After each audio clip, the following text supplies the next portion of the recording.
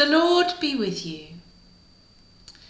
In our collective worship today, we're going to be thinking about the value of peace. And I'd like to start by reading you a story.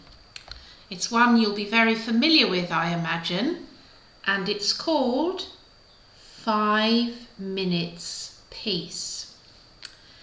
It's about Mrs. Large and her children. And here they are. So if you're sitting comfortably, I'll begin. The children were having breakfast.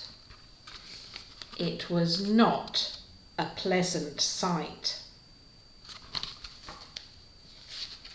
Mrs. Large took a tray from the cupboard. She set it with a teapot, a milk jug, her favourite cup and saucer, a plate of marmalade toast and a leftover cake. She stuffed the morning paper into her pocket and sneaked off towards the door. "Where are you going with that tray, Mum?" asked Laura. "To the bathroom," said Mrs. Large. "Why?" asked the other two children. "Because I want 5 minutes peace from you lot. That's why." "Can we come?" asked Lester as they trailed up the stairs behind her. "No," said Mrs. Large, "you can't." "What shall we do then?" asked Laura. "You can play," said Mrs. Large, "downstairs by yourselves and keep an eye on the baby." "I'm not a baby," muttered the little one. Mrs. Large ran a deep, hot bath. She emptied half a bottle of bath foam into the water, plonked on her bath hat and got in. She poured herself a cup of tea and lay back with her eyes closed. It was heaven.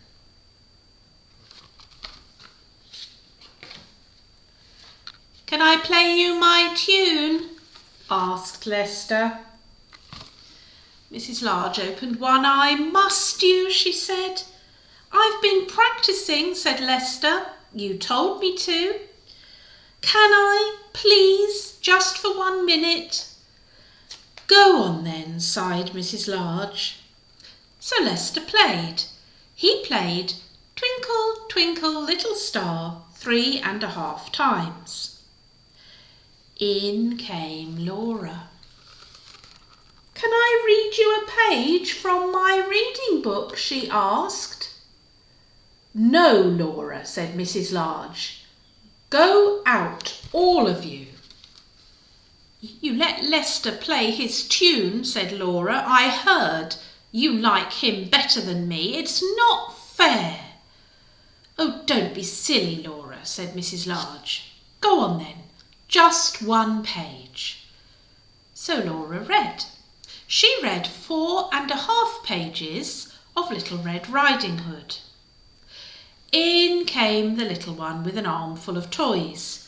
"For you," he beamed, flinging them all into the water. "Oh, thank you, dear," said Mrs. Large weakly.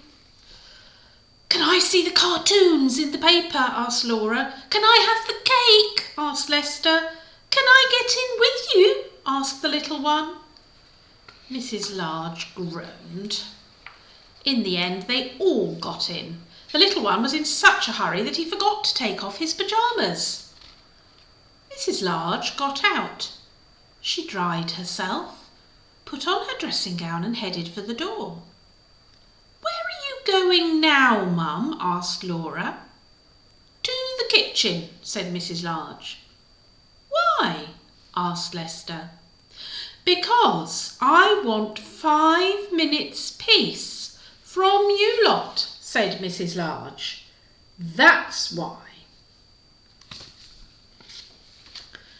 And off she went downstairs, where she had 3 minutes and 45 seconds of peace before they all came to join her.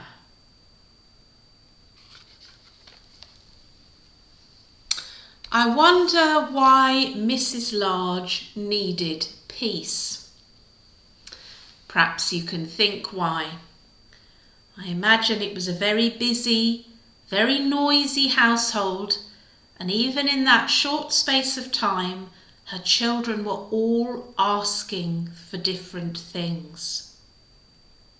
I wonder what you think the word peace means. My dictionary suggests it can mean a time of tranquility and stillness, or it could mean the opposite of war. We all need peace, and we all find it in different ways. Mrs. Large tried to find peace sitting in a lovely bath by herself. Sometimes I go for a walk to find some peace, and I listen to the birds singing, so I can still hear things, but it's peaceful. Sometimes my cat comes to disturb the peace with his meow. We all find peace in different ways. I wonder where you find peace. Sometimes grown-ups particularly want peace when we're tired and need rest, when we need to think about something, or when we need to talk to someone about something important. But most of us have a place in our homes, or our schools, or outside, where we can find peace when we need it. Some people want to be peaceful when they talk to God. Some people like to go into the church or another place of worship, and they find an opportunity to be peaceful there, to be away from all the demands of their everyday lives. But we can talk to God anywhere and at any time. And no matter how much busyness or noisiness is going on around us, we can always shut our eyes and find a moment's peace inside to talk to God. And God is always ready to listen to us. So I want you to shut your eyes for a moment and think where you would go to find peace.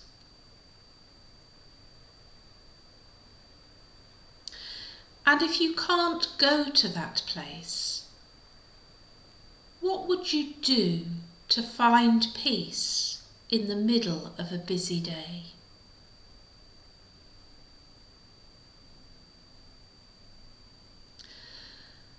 I'm going to say a short prayer now, and if you'd like to make it your own, please say Amen.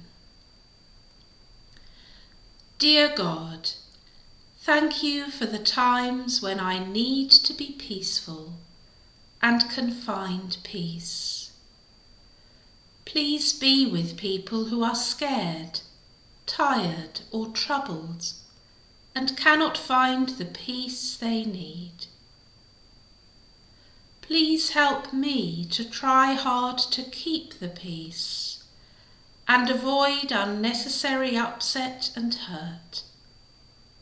Thank you that you are always there for me, whether I am peaceful or not. Amen.